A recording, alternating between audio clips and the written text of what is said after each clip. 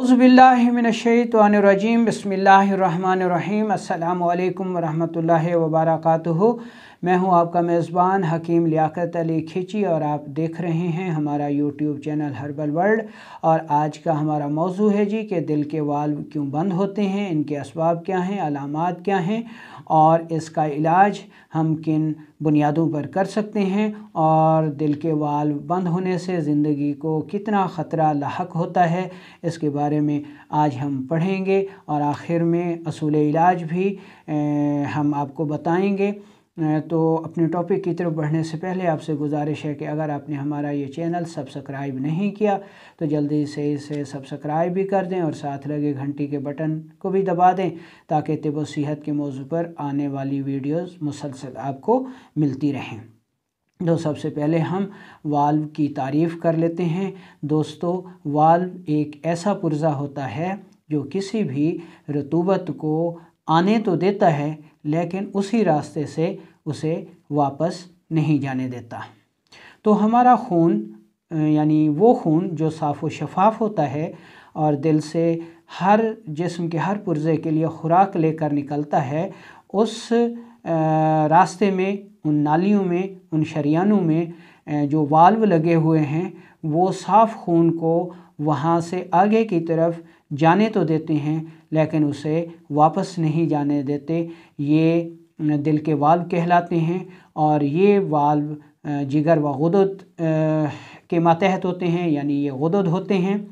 तो जब हमारे जिस्म में किसी वजह से उज़लात हमारे सोजिशनाक हो जाएं तो ये जो वाल्व्स हैं जो कि गुदद के महतात हैं तो ये फूल जाते हैं और ये उन रास्तों को बंद कर देते हैं जिन रास्तों में साफ़ खून चलता है, तो जिसकी वजह से दौरान खून को अपना सफ़र जारी रखने में बेअंतहा मुश्किलात सामने आती हैं। तो अब हम इसके असबाब का जायज़ा लेते हैं कि ऐसा होता क्यों है।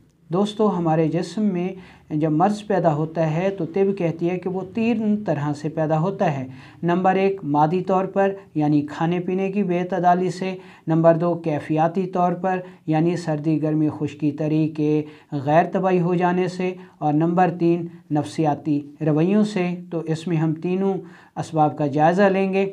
पहले तौर पर हम मादी सूरत का जायज़ा लेते हैं। जब हम में से कोई शख्स प्रोटीन का बेदरेग इस्तेमाल करता है, मुरगन ग़िज़ाएँ, गोश्त, मछली, चने, चने की दाल, फ़ास्ट फूड, कोला मशरूबात, तुरशी, दही, लस्सी, तो जब कोई शख्स इन ग़िज़ाओं का बकसरत इस्तेमाल करता है तो हमारे जिस्म में प्रोटीन का लेवल बढ़ जाता है और जो फ़ैट्स हैं, जो सफ़रा है, वो कम हो जाता है। इस अमल से हमारे उज़लात में तहरीक गैर तबाही हो जाती है और हमारे गुदद तस्कीन की वजह से फूल जाते हैं।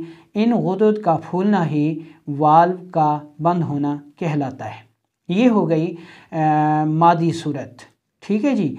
अब अगर तिब यूनानी में देखें तो इसका सबब खिलते सौदा का बिगाड़ है और खिलते सौदा का ज़्यादा बढ़ना है।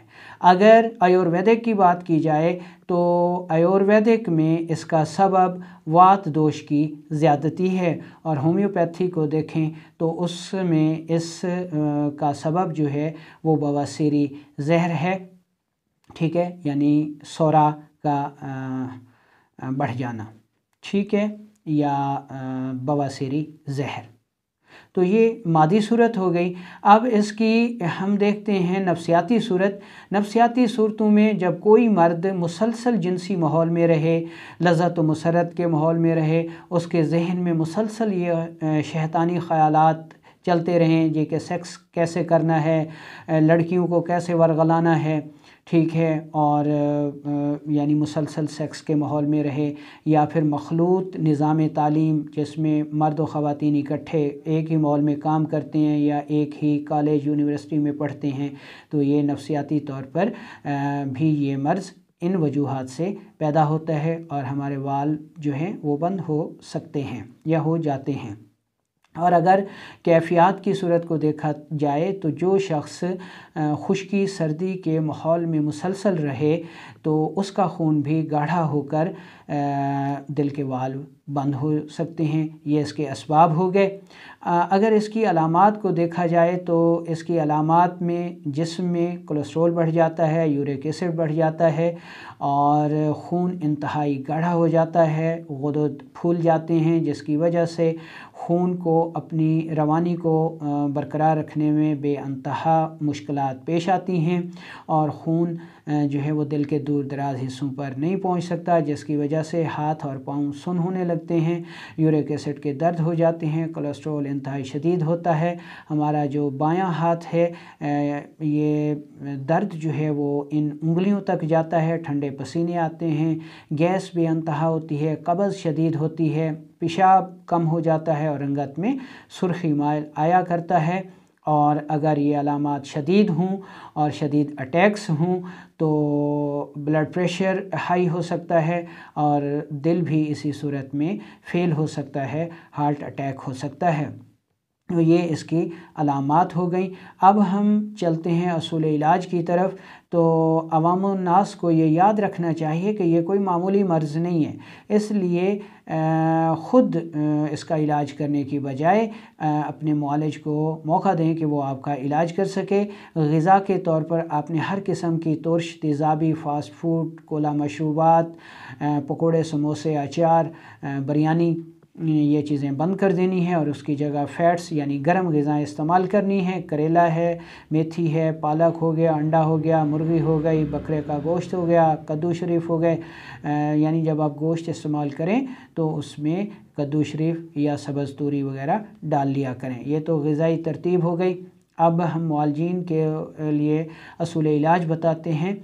قانون مفرد اعضاء کے معالجین یہ یقین کر لیں کہ یہ مرض جو ہے وہ عضلاتی اعصابی تحریک کا ہے، جس میں خلط سودا جسم میں رک جاتی ہے اور غدد پھول جاتے ہیں۔ ایسی صورت میں آپ عضلاتی غدی سے غدی عضلاتی غذائیں اور دوائیں مریض کو تجویز کریں۔ جب آپ عضلاتی غدی دوائیں دیں گے تو یہ دو کام کریں گی، ایک طرف تو متعفن صفرا جو کہ رک کر والو کو بند کرنے کا سبب بن رہا ہے اس کا اخراج شروع ہو جائے گا، اور دوسرا عضلاتی غدی سے عضلات کا تعلق جو اعصاب سے تھا وہ غدوں سے جڑ جاتا ہے اور غدد میں تحریک سے نچوڑ کی کیفیت پیدا ہو جاتی ہے اور غدد اپنے اندر رکی ہوئی رطوبات کو نچوڑ کر خارج کر دیتے ہیں اور وہ جو تسکین سے پھول گئے تھے وہ اپنی نارمل حالت میں آ جاتے ہیں اور دل کا راستہ یعنی والو کا راستہ کھل جاتا ہے، اور جیسے جیسے تحریک غدد میں بڑھتی رہتی ہے خون بھی پتلا ہونا شروع ہو جاتا ہے،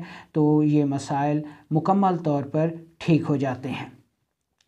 طب یونانی کے معالجین خلط سودا کے تعفن اور بگاڑ کو مد نظر رکھتے ہوئے خلط صفرا کو پیدا کرنے والی دوائیں دیں۔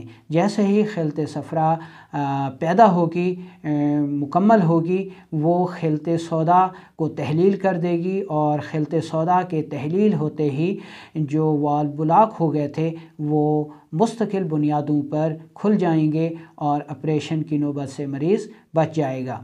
آیورویدک کے معالجین وات دوش کی خرابی کو مد نظر رکھتے ہوئے پت کو بڑھائیں۔ جیسے ہی وہ پت کو بڑھائیں گے ان کے مریض کے جو دل کے والو ہیں وہ کھل جائیں گے، ان کی بلاکیج بندش کھل جائے گی۔ ٹھیک ہے جی، تو یہ تو تھا معالجین کے لیے اصول۔ اب ہم اصول اور ادویات، کچھ پرہیز کہواجات عام لوگوں کے لیے بھی بتا رہے ہیں جو کہ اپنا علاج معالجین سے کروا رہے ہیں، تو وہ گھر پر درج ذیل کہواجات جو ہے وہ اپنے استعمال میں رکھیں گے۔ غذائیں جو ہم نے کہہ دی ہیں، عضلاتی غذائیں، ترشی غذائیں بند کر دیں اور اس کی جگہ صفراوی غذائیں استعمال کروائیں۔ اس کے علاوہ یہ قہوہ انتہائی مفید ہے، اس کو استعمال کریں، لیکن اس سے پہلے لہسن دیسی 2 پھلی نہار منہ نگل لیا کریں۔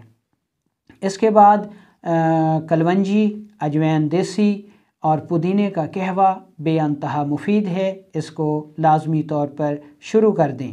واک کریں، ورزش کریں اور چربیلی غذائیں کم سے کم کھائیں۔ اس کے علاوہ یہ نسخہ جو ہے وہ آپ اپنے کچن کے اجزاء سے بنا کے استعمال کر سکتے ہیں، بے انتہا فائدہ دے گا۔ اس میں پہلے نمبر پر کلونجی ہے، दूसरे नंबर पर अजवैन देसी है, तीसरे नंबर पर पुदीना है, चौथे नंबर पर तेज़पात है और पाँचवें नंबर पर सना मक्खी है।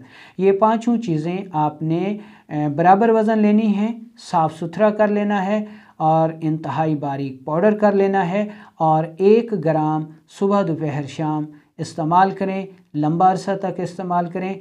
इंशाअल्लाह 2 से 3 माह में मुकम्मल परहेज़ के साथ इस्तेमाल करने से दिल के बंद वाल्व्स जो हैं वो खुल जाते हैं और आप ऑपरेशन की अज़ियत से बच जाते हैं। लेकिन अवामुन्नास से गुजारिश है कि वो अपने मुआलिज की हिदायत के मुताबिक ही इलाज लें, क्योंकि ये कोई मामूली मर्ज़ नहीं है, कोई आम दर्दों का मर्ज़ नहीं है कि आप ख़ुद अपना इलाज शुरू कर दें। इसलिए आपसे गुजारिश है कि अपने मुआलिज को मौका दें ताकि वो आपके लिए बेहतर से बेहतर तजवीज़ कर सके, तशख़ीस कर सके और आप इस मर्ज़ से निजात हासिल कर सकें।